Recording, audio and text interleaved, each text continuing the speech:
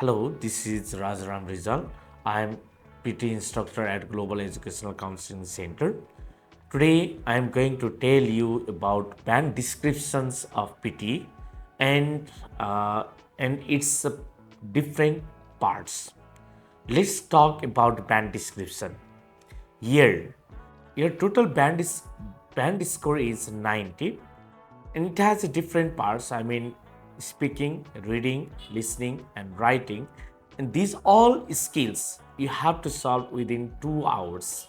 And before you give exam, you will know more band score and less band score, more than or less than.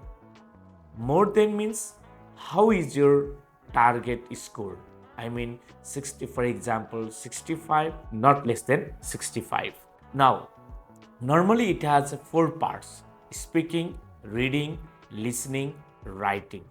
While you solve speaking, totally you have to focus your pronunciation part, pronunciation as well as fluency, and to cover content. Here you don't focus any grammatical patterns, but here you only focus spoken grammar. Another skill is reading.